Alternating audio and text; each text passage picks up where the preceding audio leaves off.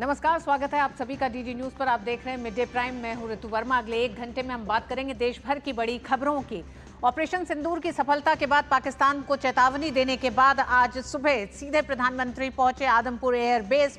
जवानों से की मुलाकात, उनके हौसले को बढ़ाया, साथ ही साथ क्या रहा जवानों के साथ उनकी बातचीत का लबोलुबाब, ये भी आपको बताएंगे। इसी के साथ होंगी देश दुनिया की खबरों पर भी नजर, लेकिन उससे पहले आइए शुरुआत करेंगे अभी तक की बड़ी खबरों के साथ। सबसे पहले बड़ी खबरों पर नजर डालते हैं। प्रधानमंत्री नरेंद्र मोदी ने आदमपुर एयरबेस पर जवानों से की मुलाकात। पीएम ने जवानों का बढ़ाया हौसला, कहा भारत हमारे सशस्त्र बलों के प्रति हमेशा रहेगा आभारी।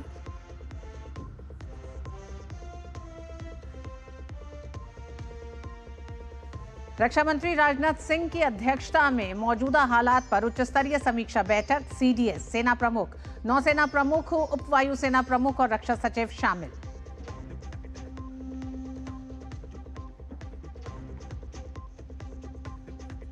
जम्मू कश्मीर के शोपियां में सुरक्षा बलों को मिली बड़ी कामयाबी। सुरक्षा बलों ने मुठभेड़ में 3 आतंकवादी किए ढेर।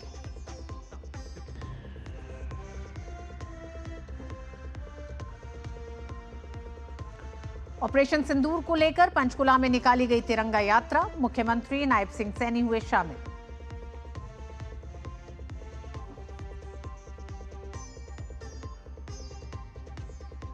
और सीबीएसई की 10वीं और 12वीं की परीक्षा के नतीजे घोषित। लड़कियों ने एक बार फिर मारी बाजी। 12वीं में 88.39% तो 10वीं में 93.66% बच्चे हुए पास। प्रधानमंत्री नरेंद्र मोदी आज सुबह पंजाब के जालंधर स्थित आदमपुर एयरबेस पहुंचे, जहां उन्होंने बहादुर एयर वॉरियर्स और सैनिकों से मुलाकात की। प्रधानमंत्री ने इस दौरान साहस और दृढ़ संकल्प और निडरता के प्रतीक इन वीरों के साथ रहने को एक बहुत ही खास अनुभव बताया। प्रधानमंत्री ने जोर देते हुए कहा कि देश हमारे सशस्त्र बलों के प्रति हमेशा आभारी रहेगा, क्योंकि वे हमारे देश के लिए हर काम करते हैं। बता दें कि पाकिस्तान ने भारत के खिलाफ झूठा प्रचार करते हुए कहा था कि उन्होंने भारत के आदमपुर एयरबेस को अपने हमले में उड़ा दिया है, लेकिन प्रधानमंत्री ने आदमपुर एयरबेस पर उतरने के साथ ही पाकिस्तान के दुष्प्रचार और झूठ के पुलिंदे को मटियामेट कर दिया है।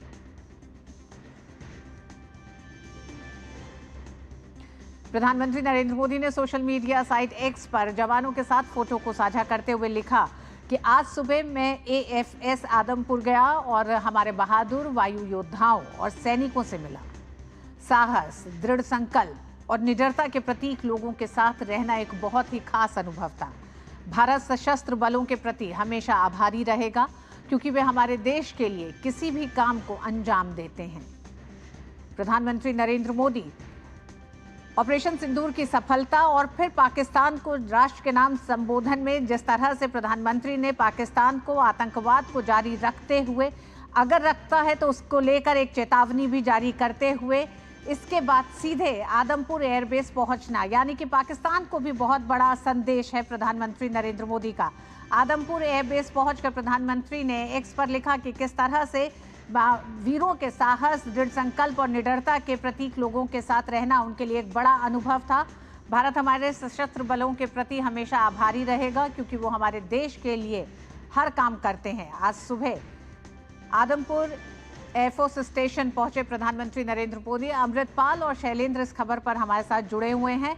अमृत, प्रधानमंत्री नरेंद्र मोदी ने कल जहां देश के नाम, राष्ट्र के नाम अपने संबोधन में पाकिस्तान को साफ चेतावनी दी है, अगर आतंकवाद जारी रहता है तो भारत की क्या नीति है वो ऑपरेशन सिंदूर से हमने साफ कर दिया है। इसके बाद सीधे आदमपुर स्टेशन पहुंचना, क्या इसमें भी पाकिस्तान के लिए भी एक बड़ा संदेश है प्रधानमंत्री की, अगर दोनों ही चीजों को, कल के संबोधन और आज के आदमपुर स्टेशन के इस विजिट को देखें? देखिए, कल का संबोधन प्रधानमंत्री का 3 लोगों के नाम था। एक अपनी आवाम के नाम था, सिविलियन पॉपुलेशन के नाम था। एक पॉलिसी क्लियर करना पाकिस्तान को था कि देखें अब ऑपरेशन सिंदूर ने एक न्यू नॉर्मल सेट किया। हम आतंकियों और आतंकियों के आका और आतंकियों को जो सपोर्ट करते हैं, और उन्होंने नाम लेके कहा था कि पाकिस्तान आर्मी हो या पाकिस्तान सिविलियन हुकूमत हो, उसको हम उसमें कोई फ़र्क नहीं करेंगे। हम act of terror will be treated and as an act of war. हम उसका एक मिलिट्री जवाब देंगे। ये पॉलिसी डिपार्चर साहब पहले की अप्रोच से, पहले एक डेटरेंट अप्रोच थी, अब एक कंपेलेंस अप्रोच है। और इंटरनेशनल कम्युनिटी को भी एक मैसेज था कि देखें, ये न्यूक्लियर ब्लैकमेल जो ये करते थे या जो हमको हिदायतें दी जाती थी कि ना छोड़ दें, ये तो कहीं उनकी न्यूक्लियर पावर है, वो सब it will not cut ice any more. आज प्रधानमंत्री का एक फॉरवर्ड एयर बेस पे जाना, पंजाब का एक सरहदी सूबा है और आदमपुर एक फॉरवर्ड एयर बेस है, चंद किलोमीटर्स है बॉर्डर से, about 70 kilometres as the crow flies. और जिस ऑपरेशन सिंदूर में जब एक्टिव था 4 दिन, तो इन्होंने बहुत बड़ा रोल अदा किया। जो पब्लिक डोमेन में है वो बता देता हूँ, बाकी जो पब्लिक डोमेन में नहीं है वो नहीं बताता।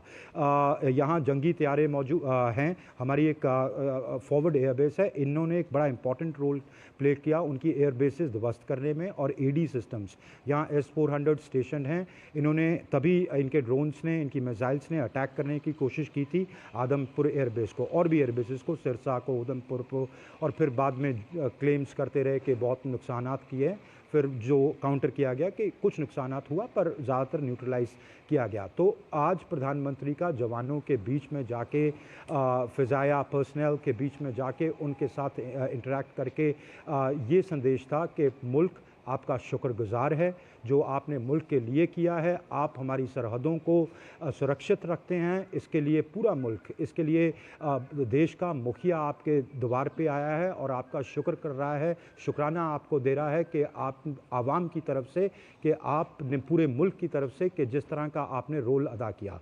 दूसरा, उनके हौसले को सलाम किया, उनके their courage, their determination, and he said it's very special experience to be with these with those who epitomize courage, हौसला, determination and fearlessness। निडरता से जिस तरीके से आप लड़े हैं और जिस तरह से आपने इस पूरे मिलिट्री ऑपरेशन को अंजाम दिया है, मुल्क आपका शुक्रगुजार है।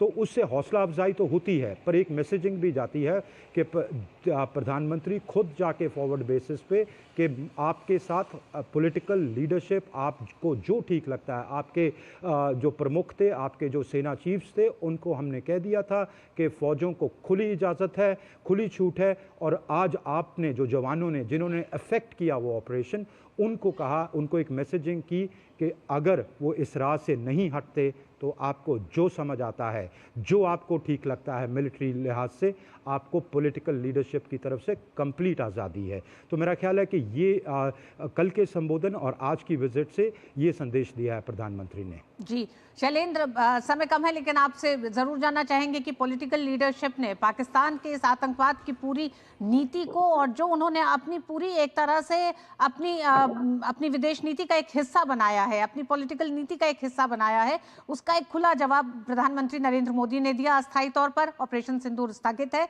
लेकिन जवानों को आज पहुंचकर, आदमपुर में पहुंचने के बाद जिस तरह का संकेत साफ दिया है कि आतंकवाद के खिलाफ लड़ाई अभी जारी है। बिल्कुल, हम इस बात को कहेंगे कि स्थगित जरूर है, लेकिन आप ये संकेत बहुत स्पष्ट है प्रधानमंत्री नरेंद्र मोदी के कल के संबोधन से और आज जब वो जवानों से मिले हैं, जहां पर भारत माता के जय के नारे लग रहे थे, वंदे मातरम के नारे लग रहे थे, तो संकेत बहुत स्पष्ट है कि आतंकी अगर बेस रहेगा, आतंक को समर्थन रहेगा पाकिस्तान का, तो वो कार्रवाई झेलने के लिए तैयार रहे। भारतीय सेना मुस्तैद है, डटी हुई है, और हम ऐसे किसी भी हिमाकत का जवाब देंगे। और अब ये न्यू नॉर्मल है जो ऑपरेशन सिंदूर के बाद। दरअसल अब हम ये नहीं देखेंगे कि हमारी सीमा के अंदर कोई आतंकी घटना हुई है तो फिर उसके सबूत कहाँ है, डोजियर दें या फिर उस पर तमाम हम दबाव बनाएं, बल्कि हम सीधे जो इसके जिम्मेदार हैं, जो आतंकी के सरगना है या फिर उनके साथ जो सरकार खड़ी है, उनको जवाब देंगे। बहुत बहुत धन्यवाद शैलेंद्र और अमृत इस खबर पर पूरी चर्चा के लिए। और मिड डे प्राइम में वक्त एक छोटे से ब्रेक का।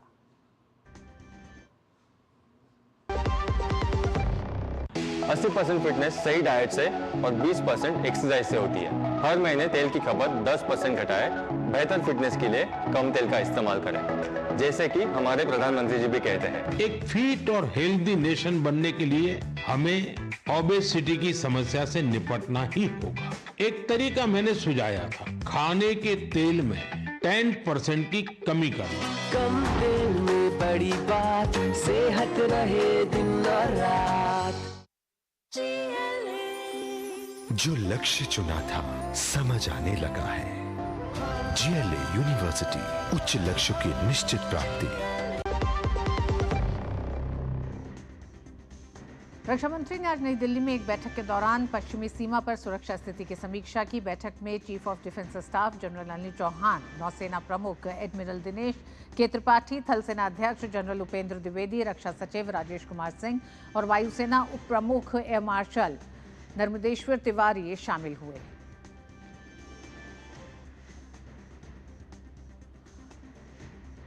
हमारे साथी विशाल इस खबर पर हमारे साथ बने हुए हैं। विशाल, रक्षा मंत्री ने पश्चिमी सीमा पर सुरक्षा स्थिति की समीक्षा की है, क्या रहा इस बैठक में मुख्य एजेंडा? पश्चिमी सीमा को लेकर सुरक्षा व्यवस्था तो है ही, लेकिन आने वाले समय के लिए किस तरह की तैयारियों को लेकर इस समीक्षा बैठक को देखा जा रहा है?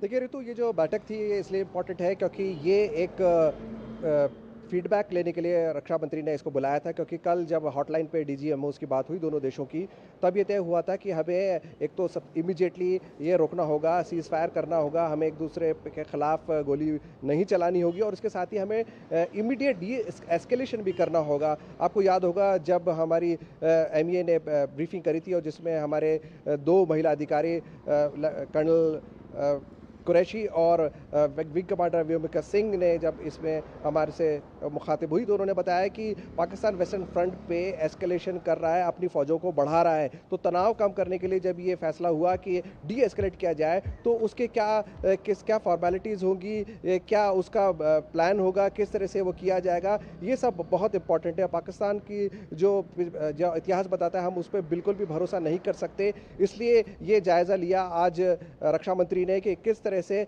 डी एस्केलेशन हो रहा है, पाकिस्तान क्या कर रहा है और हमें किस तरह से आगे बढ़ना होगा, क्योंकि हमें अपना हमेशा प्लान भी तैयार करके रखना होगा। जी विशाल, बहुत बहुत धन्यवाद। विशाल, एक बड़ा अपडेट आ रहा है। जम्मू कश्मीर के शोपियां में सुरक्षा बलों को बड़ी कामयाबी मिली है। सुरक्षा बलों ने मुठभेड़ में 3 आतंकियों को ढेर कर दिया है। शोपियां में केलर के शकरू वन क्षेत्र में सुरक्षा बलों ने आतंकियों पर बड़ी कार्रवाई की है। सुरक्षा बलों ने पूरे इलाके की घेराबंदी कर रखी है। क्षेत्र में आतंकवादियों की मौजूदगी के बारे में खुफिया जानकारी मिलने के बाद सेना और जम्मू कश्मीर पुलिस ने संयुक्त अभियान शुरू किया। जैसे ही सुरक्षा बलों ने तलाशी अभियान शुरू किया, आतंकवादियों ने गोलीबारी शुरू कर दी, जिसके बाद जवाबी कार्रवाई की गई। सुरक्षा बलों के लिए कश्मीर के शोपियां से ये बड़ी उपलब्धि, बड़ी खबर आ रही है, जिसमें शोपियां में सुरक्षा बलों को बड़ी कामयाबी मिली है। 3 आतंकवादियों को सुबह से चल रही इस मुठभेड़ में ढेर कर दिया गया है। सुरक्षा बलों और जम्मू कश्मीर पुलिस का ये संयुक्त अभियान था, जिसको सुबह से ही लगातार सर्च ऑपरेशन जारी थे और ये मुठभेड़ जारी थी, जिस मुठभेड़ में अब तीनों ही आतंकवादियों को ढेर कर दिया गया है। जो खबरें शुरुआत में आ रही थी उसमें यह पता चल रहा था कि एक आतंकवादी ढेर किया गया है और 2 को लेकर तलाश जारी थी, लगातार सर्च ऑपरेशन जारी थे। लेकिन अब ये बड़ी खबर आ रही है कि इन तीनों आतंकवादियों को सुरक्षा बलों ने ढेर कर दिया है।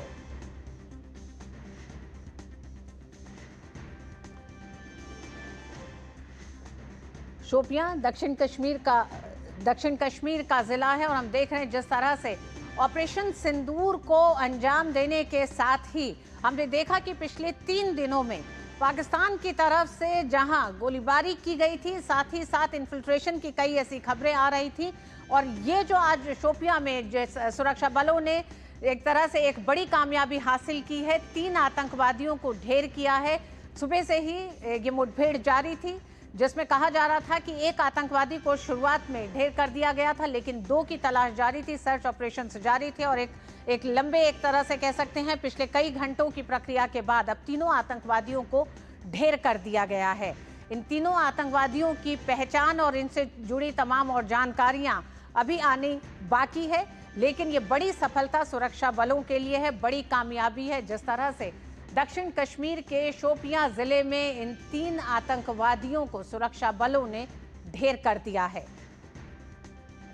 पहलगाम की घटना के बाद से आतंकवादियों की तलाश कश्मीर में जारी है और इस तलाशी अभियान के दौरान ही इन 3 आतंकवादियों का एक तरह से इंटेल जो मिला, उसके बाद इनकी धरपकड़ और मुठभेड़ जारी हुई। इस मुठभेड़ में तीनों आतंकवादियों को सुरक्षा बलों ने मार गिराया है। ये आतंकवादी किस संगठन के लिए काम कर रहे थे, किस संगठन से जुड़े हुए हैं, क्या और जानकारियां और शिनाख्त के तौर पर क्या ये सीमा पार से हैं या यहीं से ओवरग्राउंड वर्कर्स के तौर पर थे, ये तमाम जानकारियां अभी आनी बाकी हैं। लेकिन सुरक्षा बलों के लिए ये बड़ी कामयाबी है, इन तीनों आतंकवादियों को ढेर कर दिया है।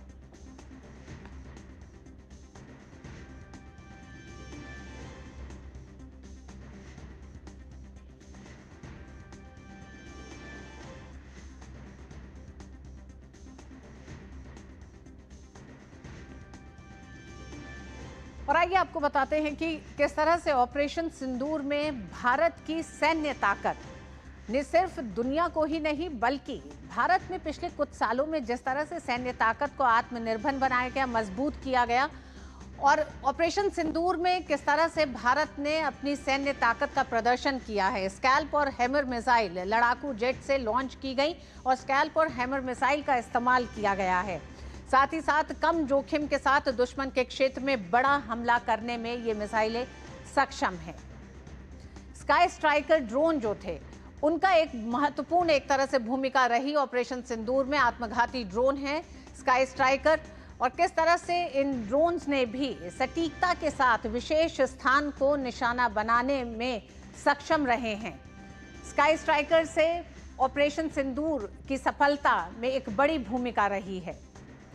साथ ही साथ रियल टाइम जीपीएस और ड्रोन बेस्ड टारगेटिंग को भी एक मदद मिली है। और ये तमाम टेक्नोलॉजी पिछले कुछ समय में भारत ने जिस तरह से बदलते वॉरफेयर यानी कि टेक्नोलॉजी को बेहतर करते हुए सैनिक क्षेत्र में एक नए न्यू एज वॉरफेयर की दिशा में जो भारत के रक्षा क्षेत्र में काम हुआ है, उसका भी एक तरह से एक बड़ा असर दिखाई दिया है ऑपरेशन सिंदूर को कम समय में सटीकता से पूरा करते हुए। जैसे हमने देखा है, सटीकता से लक्ष्य भेदने और टारगेट को मॉनिटर करने में सक्षम है रियल टाइम जीपीएस और ड्रोन बेस्ड टारगेटिंग।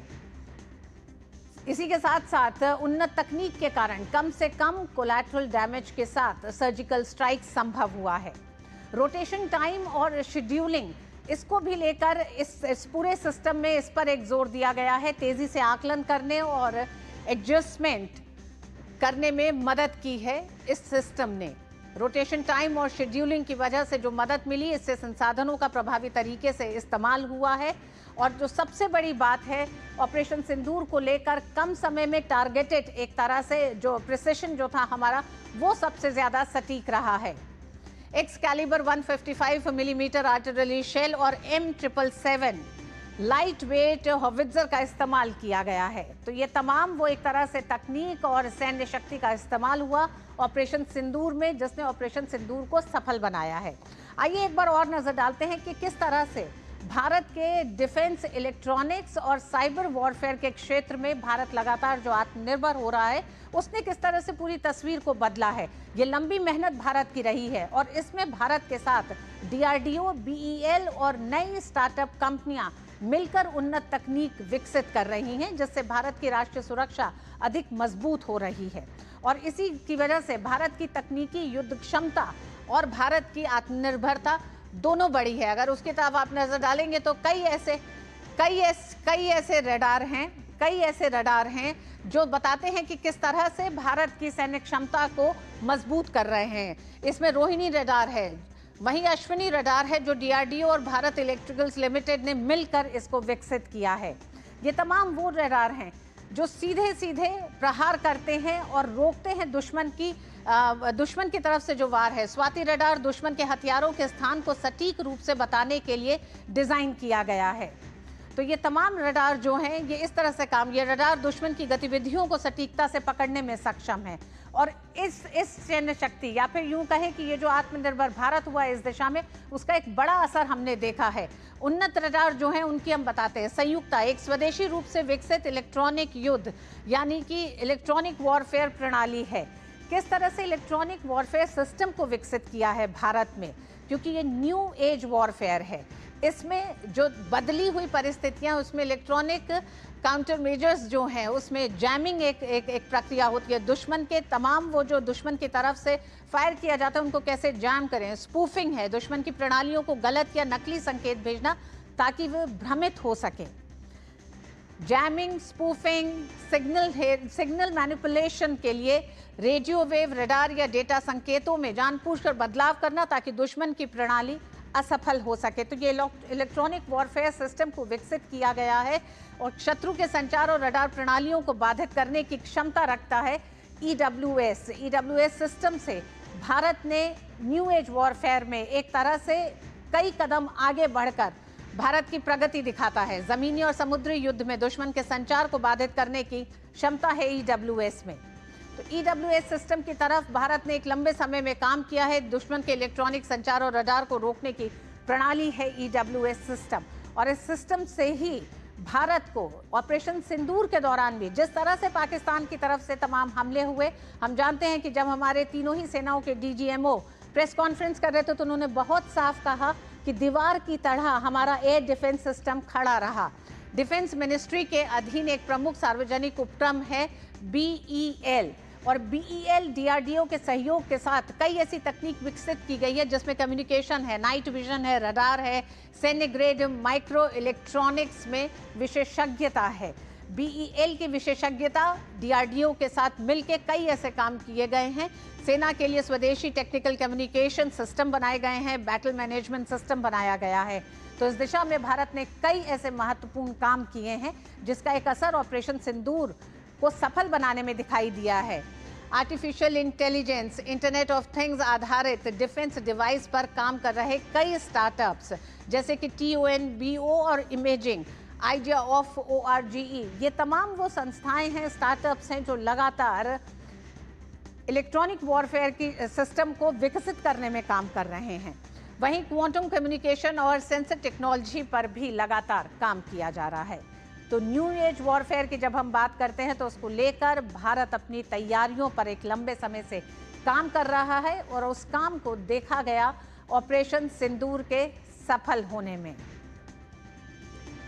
और इसी से संबंधित हमारे गेस्ट भी जुड़ गए हमारे साथ। मेजर जनरल हर्ष कक्कड़ हमारे साथ जुड़ गए हैं, डिफेंस एक्सपर्ट हैं। आपका बहुत बहुत स्वागत है मेजर जनरल कक्कड़। सबसे पहले तो आपसे यही जानना चाहेंगे, ऑपरेशन सिंदूर को जब हम देखते हैं और न्यू एज वॉरफेयर की बात करते हैं तो उसमें आप भारत की ताकत को अब किस तरह से आंकते हैं? देखो, अभी तक लोगों ने समझा था कि भारत एक थर्ड वर्ल्ड कंट्री है जिसके अंदर ना मॉडर्न टेक्नोलॉजीज का इस्तेमाल हो रहा है, ना सारे सिस्टम्स अमेलगमेट होके काम हो सकते हैं। पर इस बार भारत ने ये क्लियर कर दिया कि अपने युद्ध के साथ, अगर आप देखो कुछ साल पहले जनरल बिपिन रावत ने बोला था कि अगला युद्ध जो होगा हम अपने इक्विपमेंट के साथ लड़ना चाहेंगे, और अब आज इस बार जो युद्ध हुआ, जितना इक्विपमेंट इस्तेमाल हुआ वो सब हमारा अपना बना था। लार्जली अगर आप एयर डिफेंस देखो, पूरा अमेलगमेशन, चाहे वो बैरक मिसाइल्स हो जो इंडिया इजराइल ने बनाया हो या S-400 हो, उस सबको अमेलगमेट किया भारत के अपने एयर डिफेंस सिस्टम से। और ऐसा अमेलगमेशन मेरे ख्याल दुनिया के अंदर कम ही दिखा है।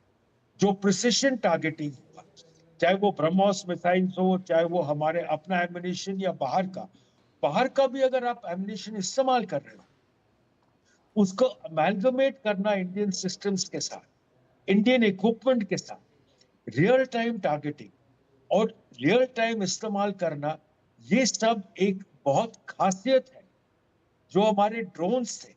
मतलब कोई चीज नहीं था जो पूरा अमेलगमेट नहीं हुआ। और जब आप मेन स्ट्राइक देखो ऑपरेशन सिंदूर की, 25 मिनट के अंदर आपने जो तबाही फैलाई across the border, integrated operations, जहां तीनों सर्विस ने जॉइंट मिलके चाहे लैंड हो चाहे एयर हो। जब एयरफोर्स डेप्थ टारगेट्स को एंगेज कर रही थी, आर्टिलरी लैंड फोर्सेस की क्लोज टारगेट्स को एंगेज कर रही थी। आप ही ने बताया एक्सकैलिबर एमिनेशन का इस्तेमाल। ये सब जो आप ज्वाइंट करोगे, इनका जो इंटीग्रेशन होना है, इनका टाइमली इंटीग्रेशन, टारगेट इंटीग्रेशन, कौन सा टारगेट कौन सा इक्विपमेंट इस्तेमाल करेगा, किस प्रकार एंगेज करेगा, ये सब एक स्पेशल टेक्निक्स है और जो स्पेशल इस्तेमाल किया गया है।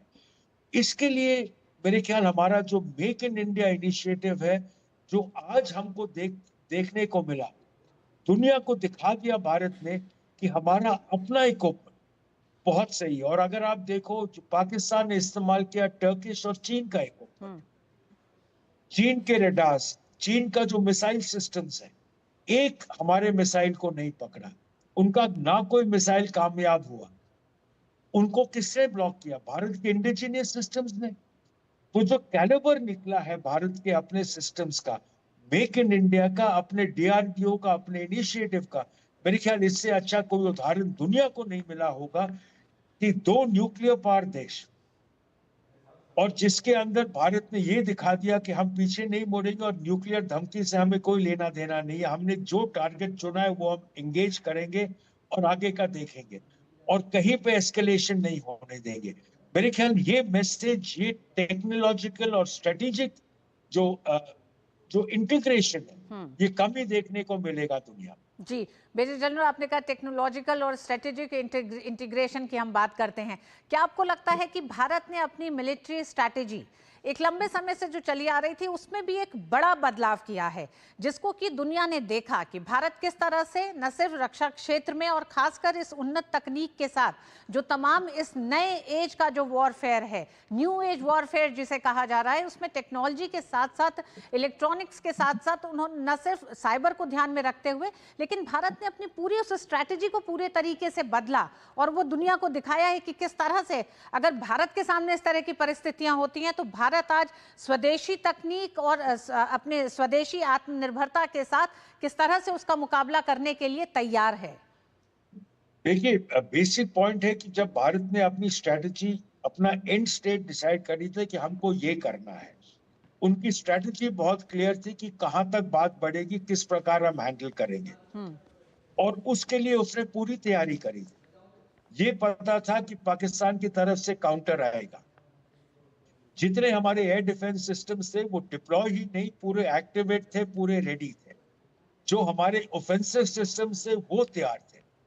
और भारत ने इतना मोबिलाइजेशन नहीं किया जितना पाकिस्तान ने किया। भारत को पता था कि हम किस प्रकार हैंडल करेंगे। और मेरे ख्याल ये जो स्ट्रैटेजी और टेक्नोलॉजी का इंटीग्रेशन, तीनों सर्विसेज का इंटीग्रेशन, हर इक्विपमेंट का इंटीग्रेशन, आप हैरान हो गए कि जो एयर डिफेंस सिस्टम्स डिप्लॉयड थे वो सिर्फ एयरफोर्स के नहीं थे, एयरफोर्स और आर्मी के दोनों के थे, और दोनों इंटीग्रेटेड थे, दोनों इकट्ठे काम कर रहे थे। और ये डिसाइड हो रहा था कि कौन सा टारगेट, कौन सा इक्विपमेंट एंगेज करेगा, और हर चीज सक्सेसफुल था। चाहे वो इलेक्ट्रॉनिक वॉरफेयर था, चाहे वो ग्राउंड बेस्ड सिस्टम से, चाहे वो मिसाइल से, चाहे वो रेडार्स एयरफोर्स के थे और आर्मी के रेडार्स से जो इंटीग्रेट हो गए थे। जहां तक आर्टिलरी फायरिंग होती है, जहां आर्टिलरी फायरिंग होती है वहां पे एयरफोर्स कम जाती है, क्योंकि फ्लाइट से कहीं डैमेज हो सकता है या एक्सीडेंट हो सकता है। और ये सारा कुछ जो आपने इंटीग्रेट करना, इंप्लीमेंट करना ऑन ग्राउंड, बिना कोई एरर के, बिना कोई गलती के, बिना कहीं पे कुछ रॉन्ग टारगेटिंग करके, कोई सिविलियन पॉपुलेशन को नहीं हिट करना, इतनी एक्यूरेसी के साथ जो भारत ने दिखा दिया, मेरे ख्याल बहुत कम देश है जो ये दिखा पाएंगे। और खास तौर पे जो मॉडर्न एज युद्ध है, ये एक सैंपल है दुनिया के लिए कि अगर दो देशों को युद्ध में जाना है और कहीं सिविल डैमेज नहीं करना है, तो ये तरीका है जो भारत ने अपनाया। मेरे ख्याल इससे अच्छा एग्जाम्पल कहीं मिलेगा नहीं। जी मेजर जनरल, हालांकि हम ये मानते हैं कि एक लंबे समय से भारत किसी भी युद्ध वाली परिस्थितियों में नहीं रहा है, और दुनिया में जहां जहां युद्ध हो रहा है उसमें भारत का स्टैंड बहुत ही साफ रहा है। भारत ने हमेशा से इस बात का पक्षधर रहा है भारत कि बातचीत के जरिए विवादों को सुलझाया जाए। यहाँ भी पाकिस्तान के साथ भी भारत का यही रुख था, लेकिन अंततः भारत को एक कदम आतंकवादियों के अड्डों के खिलाफ पाकिस्तान में उठाना पड़ा और उस उठाने की जवाबी कार्रवाई में भी हमने देखा कि किस तरह से भारत ने जवाबी कार्रवाई में भी इतना सटीकता से जो हमले किए हैं वो एक सिर्फ संकेत और संदेश देने की दिशा में थे। क्या आप ये मानते हैं कि कोई भी देश, भारत आज एक तरह से एक पूरा उदाहरण है ऐसे देशों के लिए जहां आप अपनी सैन्य क्षमताओं को मजबूत करें, बढ़ाते रहें, बदलते वक्त में मॉडर्न भी बनाएं, लेकिन इसके साथ कि आप पहले कहीं प्रहार नहीं करेंगे, लेकिन आप अपनी सैन्य क्षमताओं को ना बढ़ाएं, इस पर भी ध्यान दें। इस तरह से भी काम करने की जरूरत नहीं है, आपको हर समय तैयार रहने की जरूरत है। देखिए, जैसे पीएम मोदी ने कल कहा और बहुत बार कहा है कि this is not the era for war, बहुत क्लियर मैसेज था। और उन्होंने कल बहुत क्लियर शब्द किया कि वी आर एंटी टेररिज्म, और हमारी लड़ाई सिर्फ टेररिस्ट के साथ है और टेररिस्ट के सपोर्टर्स के साथ है, हमारी लड़ाई अवाम के साथ नहीं है। ये मैसेज जो उन्होंने दिया यही स्ट्रेटजी में डाला गया और इसी को इम्प्लीमेंट किया। अगर आप देखो जो बिल्डिंग्स हिट करी, कहीं पे सिविल पॉपुलेशन के ऊपर कोई हिट नहीं हुआ, कहीं पे कोई स्कूल, कोई मस्जिद, कुछ नहीं टच किया गया। और उधर से उल्टा अगर आप देखो, जब पाकिस्तान ने फायरिंग करी, उन्होंने कभी कोई सोचा नहीं कि हम कहां पे एंगेज कर रहे हैं। गुरुद्वारे हिट किए, मंदिर हिट किए। ये जो उनका और हमारे अंदर ये फर्क है, हमारा एम क्लियर था, सरकार ने एम ले डाउन किया था, आर्म फोर्सेस ने उसको इम्प्लीमेंट किया, टेक्नोलॉजी इस्तेमाल करी, जॉइंट इंटीग्रेशन इस्तेमाल किया, हर डिफेंस का, हर सर्विस का, हर इक्विपमेंट जो है उसको इंटीग्रेट करके जॉइंटली ऑपरेट करवाया। जी मेजर जनरल, एक ऐसे समय जब विश्व में कई ऐसी जगह एक तरह से संकट का समय है, युद्ध जारी है, ऐसे में क्या आपको लगता है कि भारत ने 21वीं सदी में ये बताया कि किस तरह से मेड इन इंडिया या न्यू वॉरफेयर एज में भारत का जो डिफेंस सिस्टम है वो कम से कम कोलैटरल डैमेज के साथ किस तरह से सफल दिखाई देता है? 3 दिन के ऑपरेशन सिंदूर में भारत ने ये दुनिया को दिखा दिया। भारत ने ये मैसेज दिया कि हमारे जो इक्विपमेंट है, जो हमारा इंडिया मैन्युफैक्चर्ड इक्विपमेंट है, जो हमारा इंडिजीनियस इक्विपमेंट है, ये दुनिया के साथ कोई भी इक्विपमेंट से कंपेयर करो उससे अच्छा है या उसके काबिल है। दूसरी बात, अब हम दुनिया को बोल सकते हैं कि अगर आपको इक्विपमेंट खरीदना है, ये ट्रायल टेस्टेड है, ये लड़ाई में प्रूव किया गया है और ये सक्सेसफुल है। इसमें से एक केस नहीं निकला जहां पे गलत इंसिडेंट हुआ, रॉन्ग टारगेट हिट हुआ। मेरे ख्याल अब इंडिया का जो मेक इन इंडिया, जो हमारी इच्छा, जो हमारा एम था प्राइम मिनिस्टर मोदी का, make in India, make for the world, मेरे ख्याल वो एम अब पूरा होगा। और दूसरी बात जो भारत ने दिखाया, जो अभी जो बाकी 2 मेजर युद्ध चल रहे हैं, रशिया यूक्रेन और इजराइल हमास के साथ, वो युद्ध महीनों से, सालों से चल रहे, और भारत ने अपना मैसेज 3 दिन के अंदर क्लियर कर दिया कि हमने जो हमको बताना था हमने बता दिया, जो हमको कन्वे करना था हमने कन्वे कर दिया। अब दूसरे के हाथ में है, अब पाकिस्तान के हाथ में। अगर आपको पीस चाहिए तो आप भारत का जो मैसेज है वो आप इम्प्लीमेंट कीजिए। बहुत बहुत धन्यवाद मेजर जनरल। इससे अच्छा नहीं मिलेगा। जी मेजर जनरल, बहुत बहुत धन्यवाद एक तरह से पूरी समीक्षा करने का कि किस तरह से ऑपरेशन सिंदूर में न सिर्फ भारत की सैन्य शक्ति का भारत ने प्रदर्शन किया, बल्कि मौजूदा दौर में भारत ने यह भी बताया कि न्यू एज वॉरफेयर में किस तरह से स्वदेशी निर्मित तमाम सैन्य उपकरणों के साथ भारत ने ऑपरेशन सिंदूर को सफल बनाया है। इसी के साथ आपको दिखाते हैं वो तमाम दृश्य जो पाकिस्तान के बीच सैन्य कार्रवाई पर लगी रोक के बाद सीमावर्ती इलाकों में अब जनजीवन सामान्य हो गया है। कश्मीर के श्रीनगर, जम्मू, राजौरी और सांबा में स्थिति सामान्य दिखाई दे रही है। आप देख रहे हैं तमाम स्कूलों को जिनको बंद कर दिया था एहतियात के तौर पर, उन स्कूलों को भी अब खोल दिया गया है। बाजारों में रौनक वो वापस लौट गई है। तमाम सीमावर्ती उन इलाकों में जहां पाबंदियां की गई थी, कुछ प्रतिबंध लगाए गए थे, उनकी अब बहाली कर दी गई है और जनजीवन सामान्य दिखाई दे रहा है। इस दौरान जहां एक तरफ लोग सामान्य गतिविधियों में व्यस्त नजर आए, तो वहीं दूसरी ओर स्कूल खुलने के साथ ही बच्चे भी अपनी कक्षाओं में पढ़ते नजर आए हैं। तो बीते 24-48 घंटे से सीमावर्ती इलाकों में जिस तरह से शांति है, उसका एक असर सड़कों पर भी दिखाई दे रहा है, लोगों के जीवन में दिखाई दे रहा है। अब सीबीएसई 10वीं के नतीजे घोषित हो गए हैं। 10वीं में 93.66% बच्चे परीक्षा में पास हुए हैं। 12वीं की तरह 10वीं में भी लड़कियों ने ही बाजी मारी है। 10वीं 95% छात्राएं, जबकि 92.63% छात्र पास हुए हैं। लड़कियों का पास प्रतिशत लड़कों के मुकाबले 2.37% से अधिक है। परीक्षा में 23,71,939 बच्चे शामिल हुए थे। त्रिवेंद्रम और विजयवाड़ा क्षेत्र में के सबसे अधिक 99.79% बच्चे पास हुए हैं। बेंगलुरु के 98.90% और चेन्नई क्षेत्र के 98.71% बच्चे पास हुए हैं। त्रिवेंद्रम और विजयवाड़ा क्षेत्र के सबसे अधिक 99% बच्चे पास हुए हैं। 10वीं के नतीजे जो आए हैं सामने, और वहीं नवोदय विद्यालयों के सबसे अधिक 99.49% छात्र 10वीं की परीक्षाओं में पास हुए हैं। सीबीएसई 10वीं के नतीजे आ चुके हैं। केंद्रीय विद्यालयों की अगर हम बात करें तो उसमें भी 99% बच्चे परीक्षा में पास हुए हैं। सीबीएसई की 12वीं की परीक्षा के नतीजे भी घोषित हो गए हैं। 88.39% बच्चे परीक्षा में पास हुए हैं। लड़कियों ने इस बार फिर बाजी मारी है। लड़कियों का पास प्रतिशत 91.64% है। वहीं लड़कों का पास प्रतिशत 85.70% है। लड़कियों का पास प्रतिशत लड़कों के मुकाबले 5.94% अधिक है। विजयवाड़ा रीजन के सबसे अधिक 99% बच्चे पास हुए हैं, तो वहीं त्रिवेंद्रम के 99.32% और चेन्नई रीजन के 97% बच्चे 12वीं की परीक्षा में पास हुए हैं। केंद्र सरकार द्वारा संचालित नवोदय विद्यालयों और केंद्रीय विद्यालयों के छात्रों का प्रदर्शन इस साल भी शानदार रहा। नवोदय विद्यालयों के सबसे अधिक 99.29%, जबकि केंद्रीय विद्यालयों के 99.05% बच्चे परीक्षा में पास हुए। निशांत सौरभ हमारे साथ जुड़ गए हैं। निशांत, एक बार फिर 10वीं और 12वीं दोनों ही के ही नतीजों में लड़कियों ने एक बार फिर बाजी मारी है। तो देखिए, इस बार जैसा कि हम हर बार देखते हैं कि सीबीएसई 10वीं और 12वीं की परीक्षा होती है, तो लड़कियों का जो प्रदर्शन है वो लड़कों के मुकाबले काफ़ी बेहतर रहता है।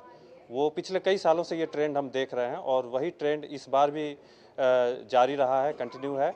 और सीबीएसई 12वीं और 10वीं दोनों परीक्षाओं के नतीजे आज घोषित हो गए हैं और दोनों ही परीक्षाओं में लड़कियों का प्रदर्शन लड़कों के मुकाबले बेहतर रहा है।